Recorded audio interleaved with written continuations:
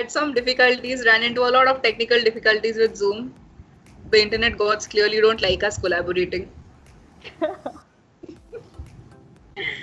Hello internet, welcome to another episode of Chai and Chill. And today I have with me my favorite person in the world, UI, who is a UI UX designer by profession, who became a makeup enthusiast and someone who's always working in favor of giving better life to the stray animals. Anumita Ghosh.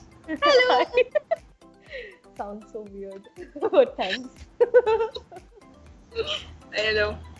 I have reverted back to my storyteller cup. Oh wow. Oh, The background is eating into my cup. But okay. this is my cup for the day. Ah, Hogwarts. Yeah. Huge.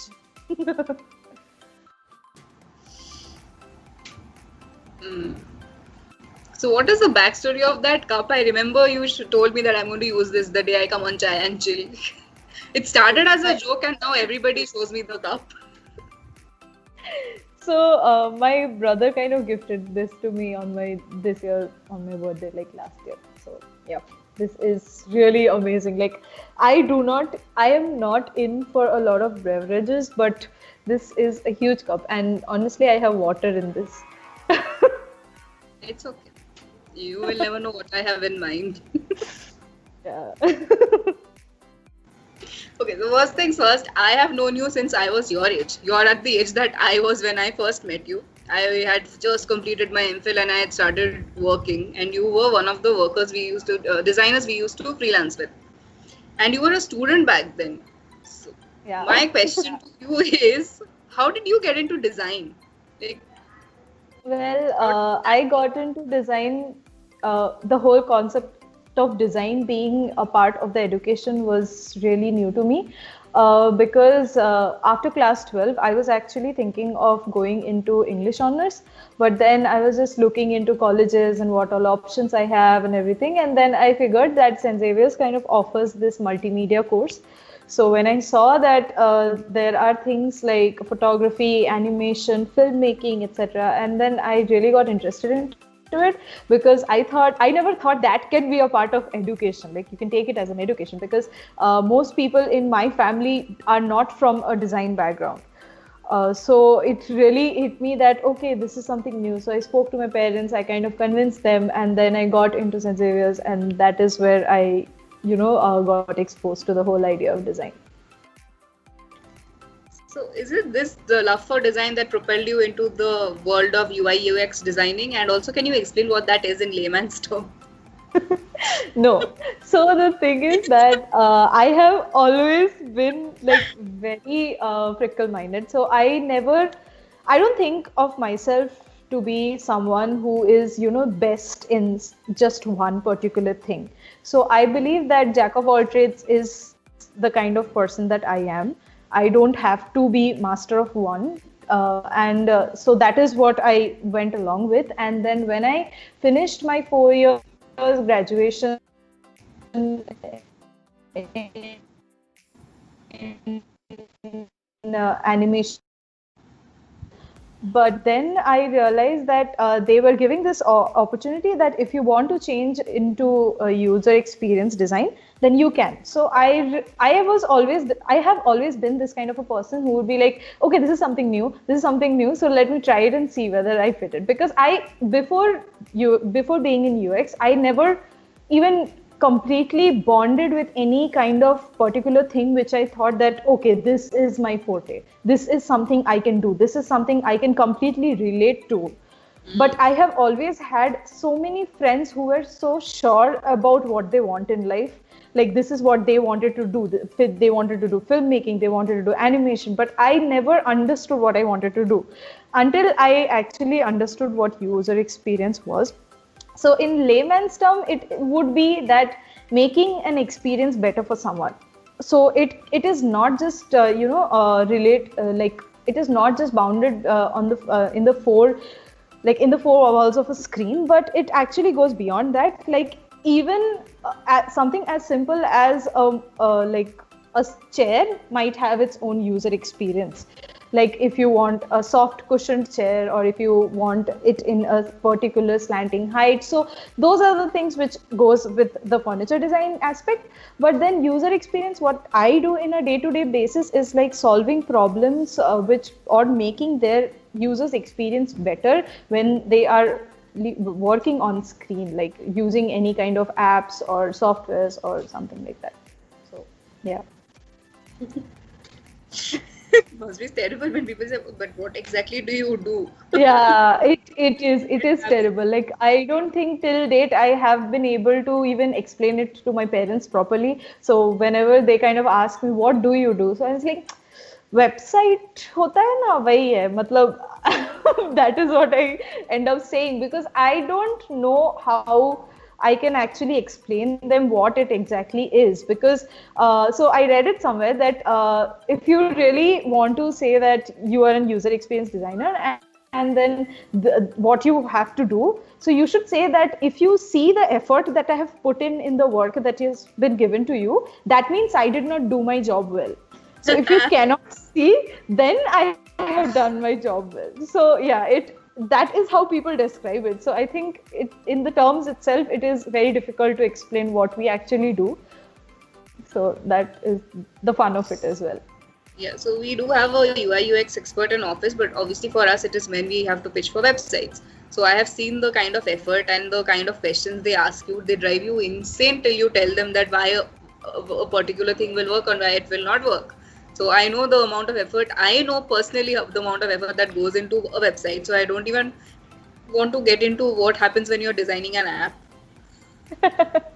Yeah, I mean it is fun. I think one of the main and important qualities of a user experience designer or UX designer would be to ask questions. So a person who asks a lot of questions is probably a good designer. Like it should be termed like that. And I have always been this rebel growing up that whenever people have told me like do this, do that, and I have always been like, why do? So I think it was kind of there in me all the time that you have to ask questions. And I have always had this thing that whenever people are facing any problem, like go ahead and try to solve it in whatever way you can. Like most of the times probably it is like in a frugal innovation type of a way, but I still try to solve it if I can. So that is where majorly I can relate to this user experience. Okay. The other thing that I wanted to ask is, you mentioned that being jack of all trades, master of none. The entire saying actually goes that it is better to know a lot of everything than not know anything. Over time, people just lost the last two sentences and they made it into jack of all trades, master of none. It's actually not that. It's good to know multiple things. Which brings me to the fact that I remember you had a startup called Yours Only with a friend of yours, and you had adorable customized earrings. So what prompted you to go down that path at that point of time, and that too at such a young age? Because I am telling you, you were my age. People can guess. She's a lot younger than I am. Yeah, so I started that startup with Vidita, who is like one of my best friends ever. So honestly, it's the money, because both of us we were going to college that time and we were barely getting any pocket money. Is obviously not a thing in Bengal, so we did not have that. So every day we used to get like a certain amount of money, for which is basically goes into travel and food for every day. So we were like, we need something, for the weekends or even to buy gifts for each other. Also, that money is important. So what do we do? So we thought that earrings is something that we are really invested in, earrings or jewelry or trinkets, and we actually had a lot of collection of our own as well. So we thought that this is, I think, something we can do, and because we were from different departments, and so we also thought that will be a time that we both can spend together as well. So we kind of took that up, and then so like I said, that I always try to find out multiple situations that I can put myself in. So in that situation, the Yours Only brand, which the branding and everything that I was doing was actually for one of my college projects. So I thought, why to waste it? Maybe I can actually use it in something. So I kind of mixed both of them, and I came up with that, and we started that.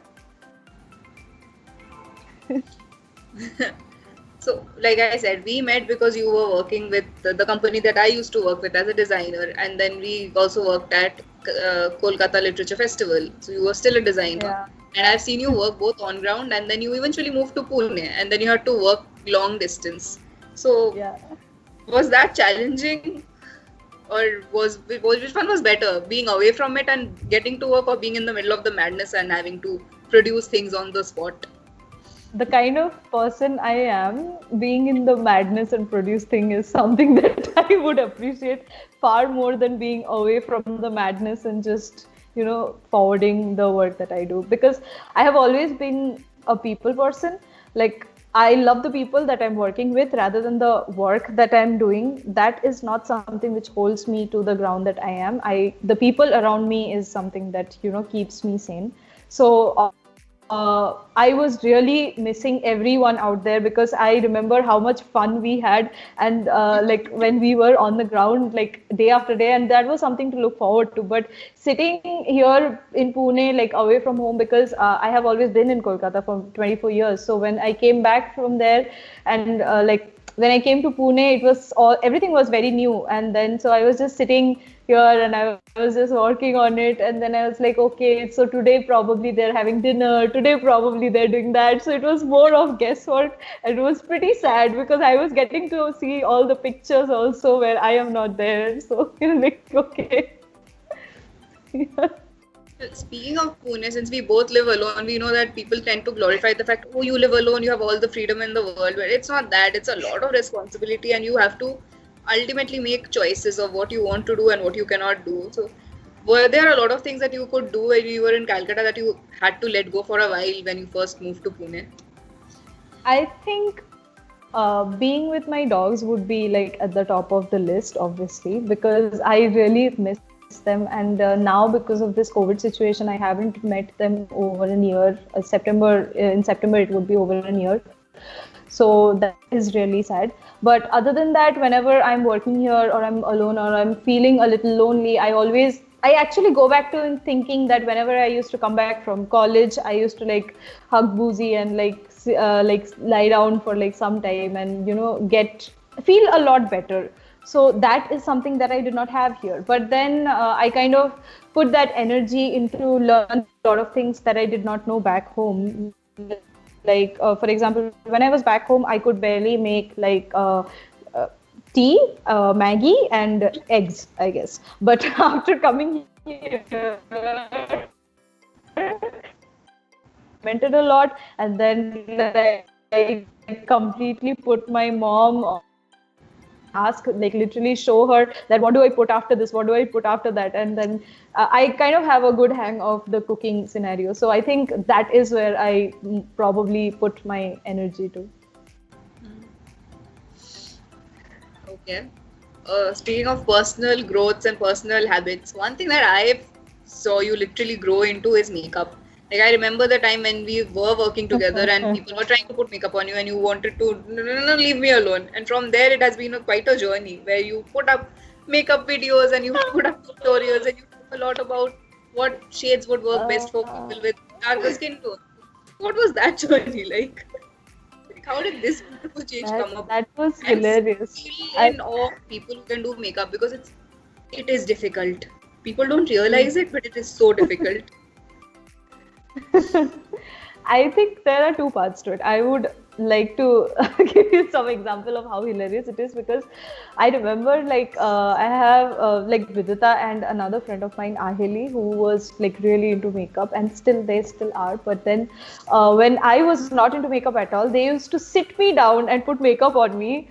And I used to be so irritated. I was like, literally, leave me, please don't do this to me because it's like sitting for hours and hours and they're just doing something on your face and you don't even know what they're doing. So it was very irritating.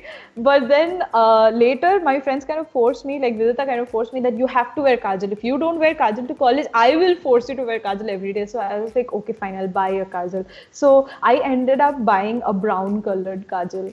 and she still gives me a bad name about it. And she's like, "What is wrong with you? You have brown skin, and you bought a brown color kajal which can't even, it is not even visible on your eyelids. What are you doing?" So she gave me such a class regarding that. So then I bought proper kajal. So kajal was something that I learned over college. Like I understood how to apply it and everything. After college for a year, I was with a junior. She kind of taught me how to use lipsticks. So that is how I understood, okay, this is something new. And then last 1 year, I think I found my own interest into makeup regarding eyeshadows. So I really got interested in that, and I started experimenting and trying to learn how to deal with that.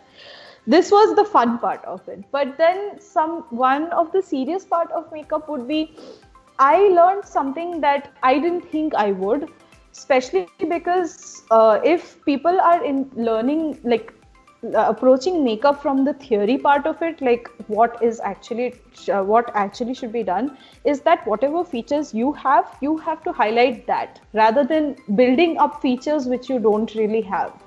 So that is what makeup is, and I think that has a very important part if you like take it as a metaphor and apply it in your life as well. That whatever features or qualities that you have is something that you can highlight or you can brush and make it better. So you don't have to, do something or be someone which you are not. So I think for the past 1 year, I have been a lot more confident than I ever was before, because makeup is something which has taught me to live for myself, like highlight myself more than the people or the things that I had been living before for. So now I know that I'm living for myself. Whatever I'm doing for myself rather than someone else. So I stand up for myself much more than I used to. So I think, yeah, that makeup is good for me that way. Yeah, it is important. That is so nice to hear. I am still one of those people who does not understand makeup so much, but I have everything thanks to the sister. So I have had friends go through my stuff saying, "You have this and you have that." Okay, tell me how to use it. I don't. So one of the reasons that I wanted to interview you for Chai and Chill is because that you wear way too many hats. And the other hat that you recently started wearing is around March or April, if I'm not wrong. You introduced me to some of the best human beings I have come across, humans, if I may. And leading them is Rumela and Basit, who are founders of Furfolks, and you play a major role in the organization now. So tell me a little bit about how that came about and what exactly do you do? I mean, honestly, I consider myself blessed that I have been around Rumila and Basit because they are so inspiring. Especially Rumila. I mean, I have met thankfully, I have met quite a few, strong women character in my life. Yourself being one as well. But then, no, seriously, I mean, and I am so glad that Rumila is also one of them because she's so strong in whatever she wants to do, the change that she's trying to bring. And I really hope all the best for her and Basit to, get everything that they want and do everything that they want to do for all the strays that are, or even abandoned puppies and kittens. Because so for people who don't know yet, like they have an non-profit which is called Furfolks, and they have like almost over 90 people with members for them, and then they work for all the strays, abandoned puppies, kittens, and all the strays that sadly met with an accident or need any kind of treatment. So it is really marvelous, and I see them getting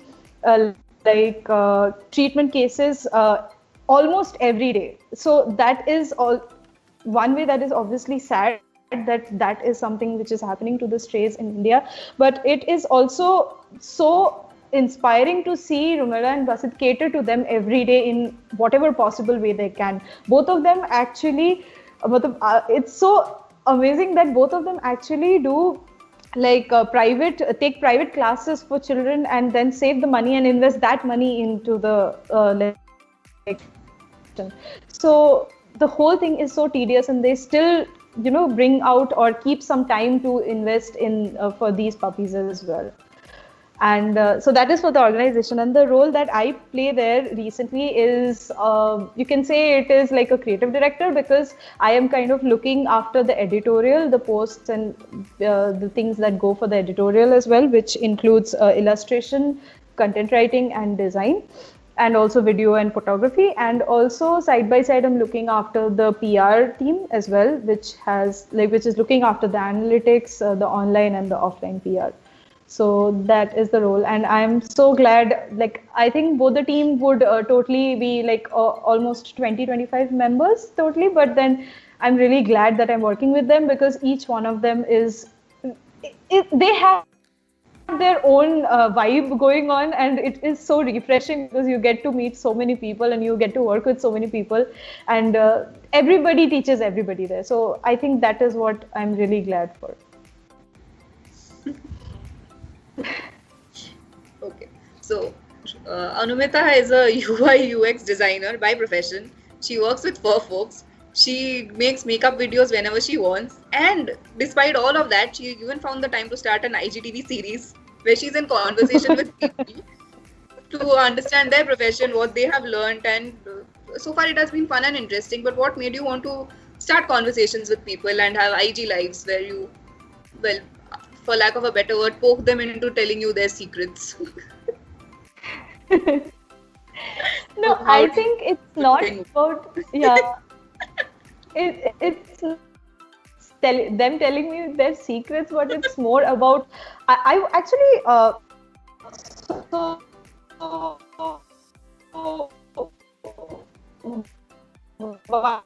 I very different sectors of life, and even the interest that they have in life is very varied from each other, but we are still very close friends. So I realized that there is a lot of things that I can learn from them, and there's a lot of things that I can pass on to a lot of people who think that life probably doesn't have these things in it. Why? Because even for me, design was something which I didn't think that, can be taken up as an education. So maybe these live sessions can also help out a lot of people who might not have been exposed to that kind of an idea. So for example, like the first live session I started was regarding small businesses, like, which was obviously inspired by the Yours Only business that I was doing with my friend. That if you want, even for a few months, you can just start up a business and get involved in it.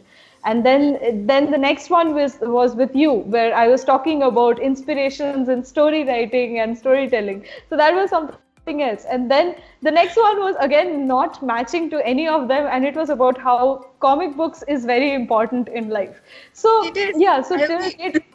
Yeah, so till date, I think I had almost 6 to 7 sessions, and tomorrow also, like, I'll be having one more. So every Sunday I'm doing it. So I really want to continue it and actually bring ahead all those people. And this is just one part of it. And the second very important part would be that I will use was, and I'm thankful that I can use was, that I was very scared of being in front of video cameras, and it used to like scare the shit out of me, if I would say it. Yeah, it did. So, but now I think I'm very less like conscious about what is going on, and I can actually speak up and talk about whatever I'm trying to say. So yes, and I still can't believe that you actually wanted to interview me for any reason that may, but yeah, so this is happening. Yeah, so the thing is, I started Chai and Chill for the same reason. I wanted to talk to people who I share interests with and who I find inspiring, truly inspiring. Like, and if you see, and there are people around you who don't realize that they are pretty inspiring, because most of the people who I approached for Chai and Chill were like, but why do you want me on the show? Yeah. And then I have to tell them that it's because of this reason. And I think some kid somewhere, because right now, see, we are in lockdown, everybody is consuming video. Somebody will see this and realize that UI UX is an amazing thing. And the other thing is, we at least grew up with the notion that you can be either one thing or the other. That you can have multiple interests is something that is very, very new to us. Like, when I tell people that I run a YouTube series called Chai and Chill, and they're like, but aren't you a writer? And yesterday a friend of mine got really shocked when I told them that I am he asked that who's editing your videos? I said I am, and then he said you learnt editing. I said I had to. What am I going to do? That is amazing. So again, for you, I found it amazing that you were doing so many things at once, and then you also put up stories about cooking and about having it seems, I'm going to assume that it seems like there's a healthy work-life balance. So this next question is, how do you do that? How does one have a life of one's own with so many things going on at the same time? Well, I think the main reason that I took up for folks and also live sessions, also more cooking and everything was because of quarantine. Because I feel that see, a lot of people might have this notion that if you can't stay alone, if you can't stay on your own, then you probably need to go back and check yourself because something is wrong with you, because you should be able to stay alone and all that. A lot of people have this notion, but I don't believe in it. If people don't like staying alone, you should not put this idea on them that staying alone is important and all. It is okay. It is their view. They might be a people person, and that is completely fine. Stop doing that. So that is one of the reasons that I decided that if I have to be alone, maybe I can take up a lot of work, which will include a lot of more people, which will also, help me go ahead and check out a lot of qualities or brush up a lot of things that maybe I could be better in, and also expose myself and the world to something that they were never exposed to. So that is what my primary thought was, and I actually thought of doing it because I don't like staying alone. I don't like it. That is as simple as it is. So I would rather be with people. And when I have the opportunity to be with people, why do I have to stay alone just to prove a point to someone that, I can stay alone, so I am probably mentally fine? I don't understand that notion. So I think I'm fine. Okay, that is going to open a whole new can of worms. You can also be with a lot of people and be extremely lonely. So that whole alone and the thing does not really work, because I have done both. I live completely on my own. Where I have Felix right now, but so it does get to you, the whole being absolutely on your own. It just helps to have another human being or another living creature just around you. So I think that I'm okay with I'm okay with people who like staying alone. You do you. I mean, but you don't have to force that thing on someone else by saying that, people fail to realize that staying alone is not as glamorous as it is. The first month of lockdown, I think I went down a very bad downward spiral because I could not understand how I'm supposed to cook my meal, work, and do everything. And now I'm doing so much. But it takes a while to be okay with this new situation. This is the new normal. Yeah. I think the thing that you were talking about, how I'm managing to do it, I think I'm trying to put it in a routine where, like, I wake up and I do my office chores, and then I give like 1 or 2 hours to specifically to for folks, and then I would obviously be checking and connecting with everybody over time as well. And then if I have a little extra time, maybe I'll do some extravagant cooking or something, or otherwise I'll just go with the normal. Some days I just order in because I don't feel like cooking. And then for the IGTV thing, over the text only, I will be talking to everyone over, like I'll be scheduling meetings, and by Saturday or Friday I'll be connecting with them and jotting down the questions, and then Sunday I'll have a session. But over the time I realized that one of the days I would need a little break, because otherwise I'll be burnt out, and also I have to spend some time with my boyfriend, otherwise he'll feel very bad because I'm spending all the time with everyone else. So I kind of decided that decided that Saturdays can be some day where I can not take up extra work. Something new probably, and just give. But I made you choose this on a Saturday.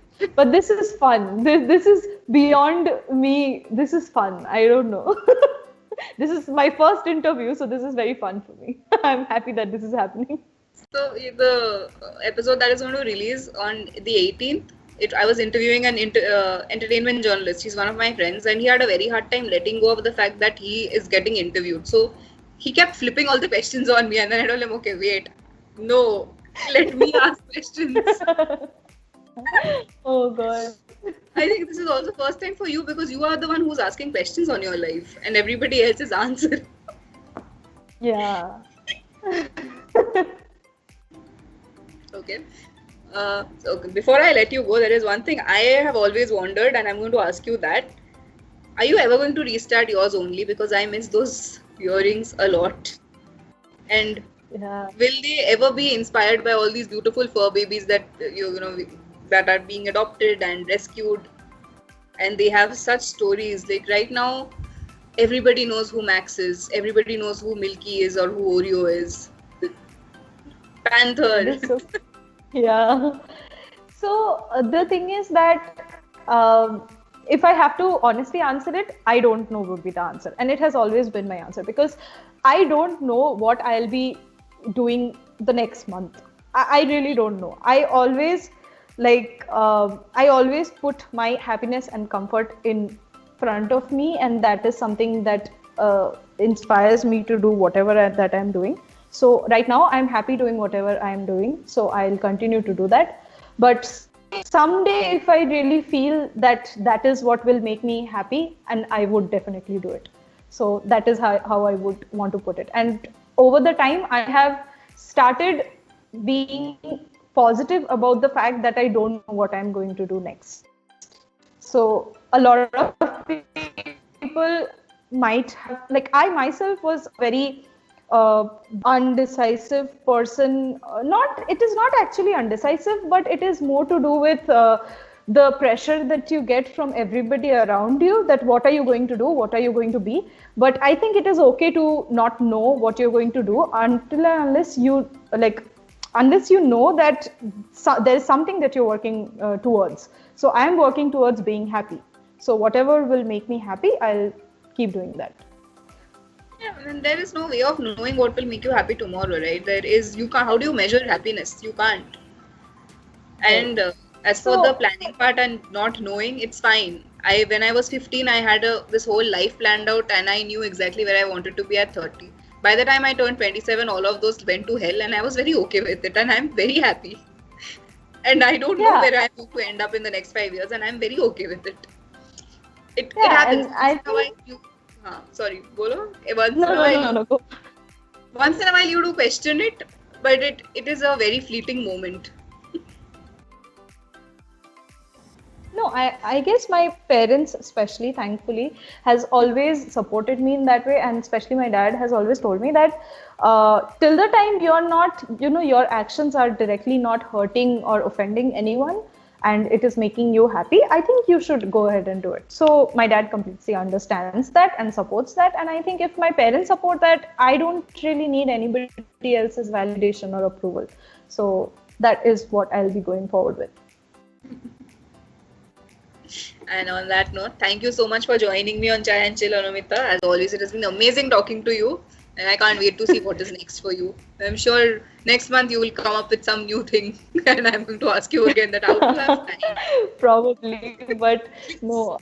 I mean, thank you so much for having me. I mean, this is my first ever interview, so I was nervous, and I am very happy but it was very comfortable because obviously I was talking to you, and you're one of the closest people that I have in my life right now. So thank you so much for having me. This was very exciting. I can't wait to share it with everyone. Very soon.